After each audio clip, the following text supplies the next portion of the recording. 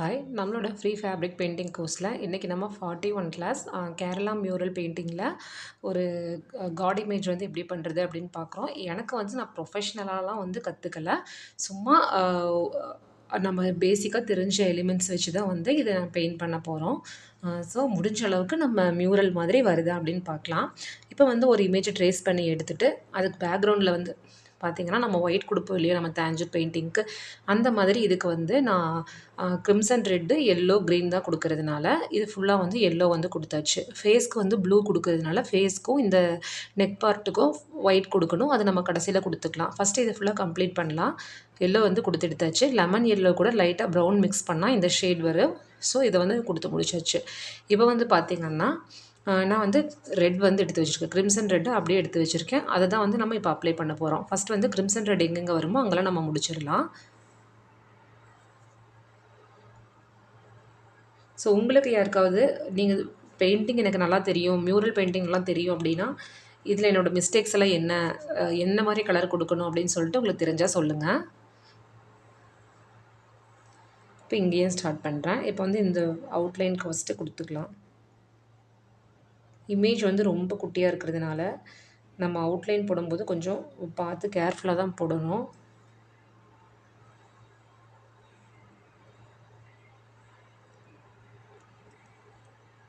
இன்னும் கொஞ்சம் பெருசாக வரைஞ்சிருந்தா நல்லா இருந்திருக்கும். ஸோ இந்த மாதிரி கொடுத்து முடித்தோடனே நான் உடனே வந்து ப்ரஷ்ஷை வாஷ் பண்ணிவிட்டு அந்த ப்ரஷ்ஷில் வந்து கொஞ்சம் ஈரம் இருக்கிற மாதிரி பார்த்துக்கோங்க. இந்த பெயிண்டிங்க்கு மட்டும் பார்த்துட்டு அப்படியே வந்து நம்ம இதை அப்படியே உள்ளே ஷேட் பண்ணி விட்டுறலாம்.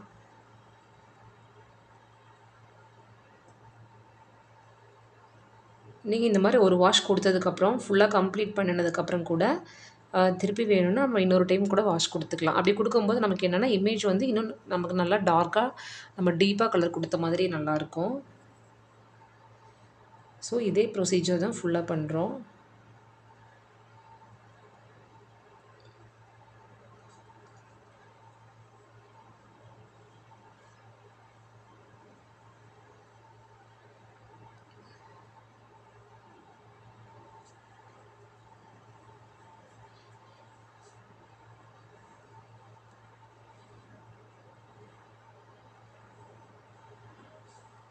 ஸோ இப்போ இங்கே கொடுத்துருக்கோம் பார்த்தீங்களா, இந்த அளவுக்கு லைட்டாக கொடுத்தோம்னாவே போதும். நம்ம அடுத்த வாஷ் பண்ணும்போது நம்ம கொஞ்சம் டார்க்காக கொடுத்துக்கலாம். நீங்கள் ப்ரஷ்ஷில் வந்து கொஞ்சம் தண்ணி இருக்கிற மாதிரி பார்த்துட்டே வந்து நீங்கள் கொடுங்க.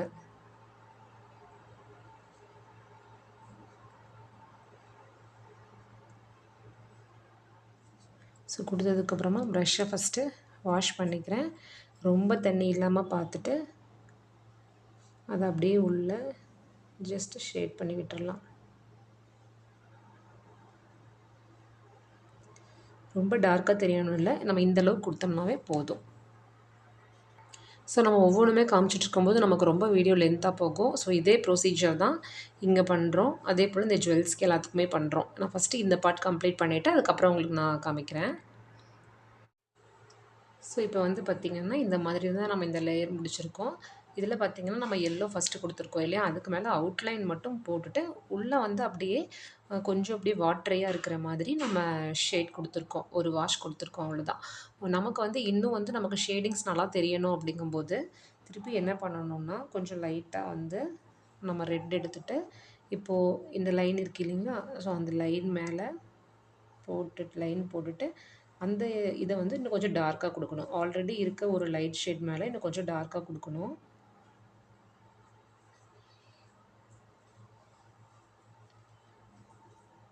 ஸோ இது ரொம்பவே குட்டி பிக்சராக இருக்கிறதுனால நான் ரொம்ப வாஷ் வந்து கிளியராக கொடுக்க முடியல. அதனால் சும்மா லைட்டாக மட்டும் கொடுக்குறேன். கொடுக்கும்போது என்னென்னா ஃபஸ்ட் இருந்த கலர் விட இது கொஞ்சம் நமக்கு டார்க்காக தெரியும். இப்போது இந்த இடத்துல பார்த்தா கிளியராக தெரியும். இந்த மாதிரி நம்ம லைன் மேலே கொடுக்கும்போது இப்போ இந்த இடத்துல பார்த்திங்கன்னா ஒரு ஷேட் மாதிரி தெரியும்.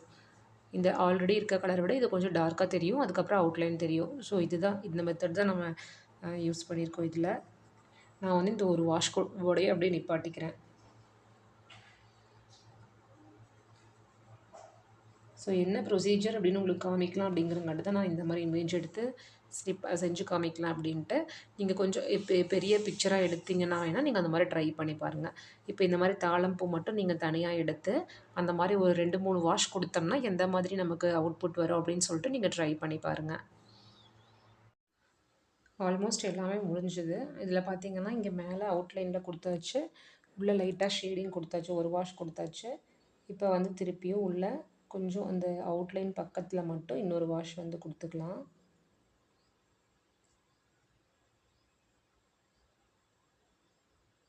அந்த அவுட்லைனுக்கு ஒட்டின மாதிரி மட்டும் நான் கொடுத்துருக்கேன், ஃபுல்லாக கொடுக்கல. அவுட்லைன் கிட்ட மட்டும் கொடுக்குறேன். ரொம்ப குட்டியாக இருக்கிறதுனால என்னால் கொடுக்கவும் முடியலை. ஏன்னா நம்ம அந்த செகண்ட் வாஷ் கொடுக்கும்போது ஃபுல்லாக எல்லா பக்கமே தான் ஸ்ப்ரெட் ஆகுது. ஸோ அதனால் லைட்டாக மட்டும் நான் கொடுத்துக்கிறேன்.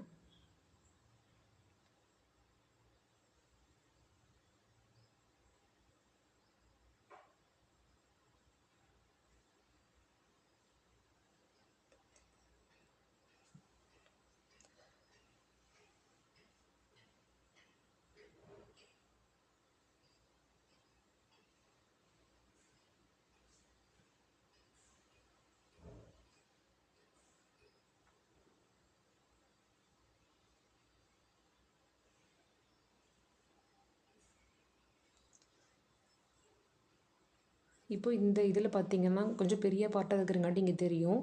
உள்ளே வந்து ஒரு எல்லோ, அதுக்கு மேலே பார்த்தீங்கன்னா லைட்டாக ஒரு ஆரஞ்ச் ஷேட் மாதிரி இருக்கும். இந்த கார்னரில் பார்த்தீங்கன்னா கொஞ்சம் டார்க்காக இருக்கும். அதுக்கப்புறம் அவுட்லைன் வந்திருக்கும். ஸோ இந்த மாதிரி ஒரு 3 ஷேடிங் வந்து நமக்கு தெரிகிற மாதிரி நீங்கள் போட்டு பாருங்கள். இதுக்கப்புறம் இங்கே பேலன்ஸ் இருக்க எல்லோவுக்கு வந்து நான் க்ரீன் கொடுத்துக்கிறேன். க்ரீன் கொடுக்கறதுக்காக சாப் க்ரீன் தான் எடுத்திருக்கேன். எடுத்துகிட்டு அவுட்லைனில் ஃபஸ்ட் கொடுத்துக்கிறேன்.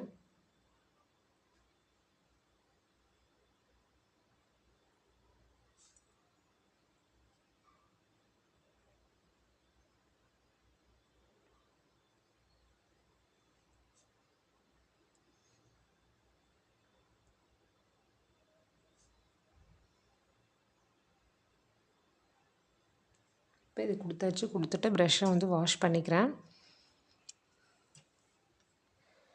ப்ரஷ்ஷை வாஷ் பண்ணிவிட்டு கொஞ்சம் லைட்டாக மட்டும் ப்ரஷ்ஷில் தண்ணி இருக்கிற மாதிரி பார்த்துட்டு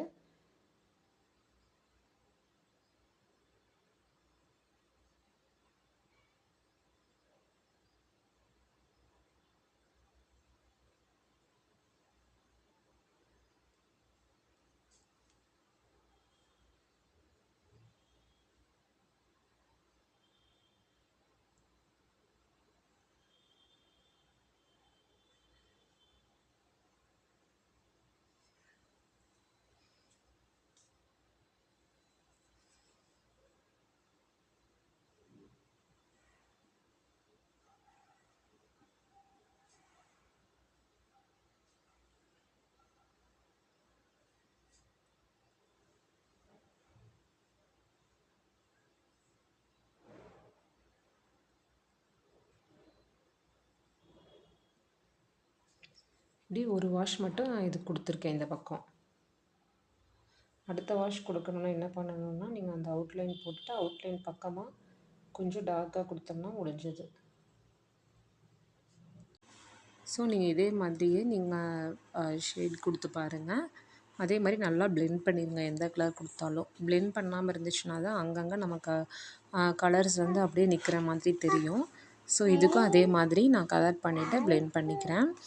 உள்ளே ஃபுல்லாக ஷேடிங் கொடுத்துக்கிறேன். உங்களுக்கு வந்து ரொம்ப லைட்டாக இருக்குது அப்படிங்கிற மாதிரி ஃபீல் ஆச்சுன்னா நீங்கள் திருப்பியும் வந்து இன்னொரு வாஷ் கொடுத்தீங்கன்னா கொஞ்சம் டார்க்காக தெரிய ஆரம்பிச்சிடும். கொஞ்சம் பெரிய ஏரியாவாக இருக்க இடத்துக்கெல்லாம் வந்து நீங்கள் ஒரு 2 வாஷ் 3 வாஷ் கொடுத்தீங்கன்னா அந்த ஷேடிங் கரெக்டாக நமக்கு தெரியும்.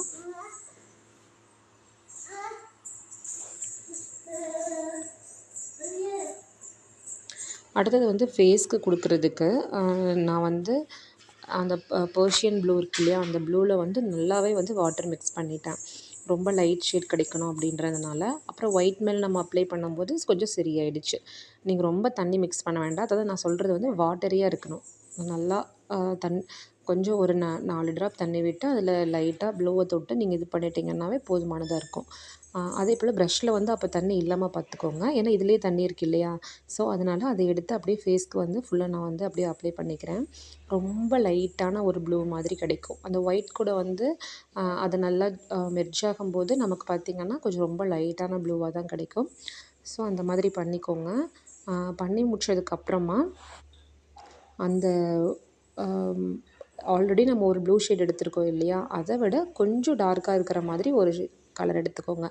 ஒயிட் கொஞ்சம் அதிகமாக போட்டுட்டு ப்ளூ வந்து 1 ட்ராப் கூட இல்லை, சும்மா டிப்பில் லைட்டாக தொட்டுட்டு நீங்கள் மிக்ஸ் பண்ணிங்கன்னா அப்போ ஒரு ப்ளூ கிடைக்கும் நமக்கு. அந்த ப்ளூவை எடுத்துகிட்டு நம்ம அவுட்லைனுக்கெலாம் கொடுத்துக்கலாம். அந்த நோஸ் வர பாயிண்ட் அந்த இடத்துக்கு, அதுக்கப்புறமா கழுத்துக்கிட்ட வர அந்த கண்ணுக்கு கீழே வர அந்த லைனு, காதுக்கு, இதுக்கெல்லாம் வந்து நம்ம அந்த ஒரு ப்ளூ வந்து கொடுத்துக்கலாம்.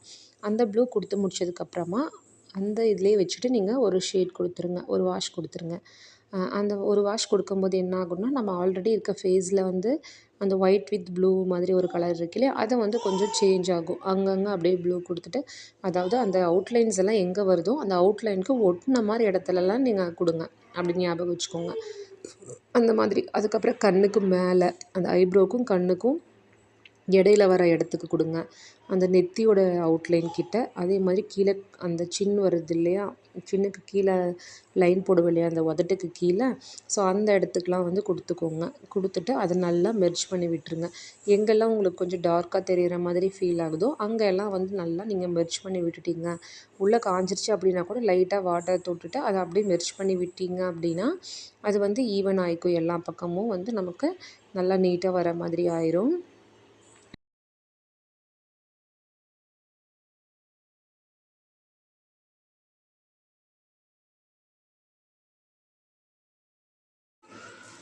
ஓரளவுக்கு நம்ம இமேஜ் கம்ப்ளீட் பண்ணும்போதே வந்து தெரியும். ஓகேவா இருக்கா இல்லையா அப்படின்னு சொல்லிட்டு.